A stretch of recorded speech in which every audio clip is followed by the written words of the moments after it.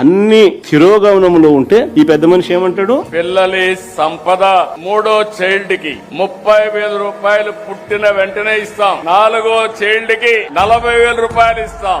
సంతానమే సంపద. ముగ్గురిని కనండి, నలుగురిని కనండి అని ఈయన అంటాడు. ఒకవైపు నేను ప్రభుత్వంలో వ్యవస్థలన్నీ ఇంత దారుణమైన పరిస్థితిలో ఉంటే క్వాలిటీ ఆఫ్ లైఫ్ అనేది చంద్రబాబు నాయుడు హయాంలో ఇంత అధ్వానమైన పరిస్థితిలో ఈ రోజు కనిపిస్తా ఉంటే దానిని మెరుగుపరచాల్సింది పోయి ఈ పెద్ద మనిషి ముగ్గురిని కనండి, నలుగురిని కనండి అని చెప్పి ఈ రోజు అన్నిటికన్నా బాధ ఏమిటంటే మహిళలను పిల్లలను పుట్టించే యంత్రాలుగా భావించడమే చంద్రబాబు చేస్తా ఉన్న అతి దిగజారుడు రాజకీయము మాటలు. పిల్లలను పుట్టించే యంత్రాలుగా మహిళలను మాత్రమే ఆయన పరిగణలోకి తీసుకుంటా ఉన్నాడు. కాదు, మహిళలు బాగుంటేనే కుటుంబాలు బాగుంటాయి. మహిళలు సంతోషంగా ఉంటేనే గ్రామీణ ఆర్థిక వ్యవస్థ నిలబడుతుంది, రాష్ట్ర ఆర్థిక వ్యవస్థ నిలబడుతుంది.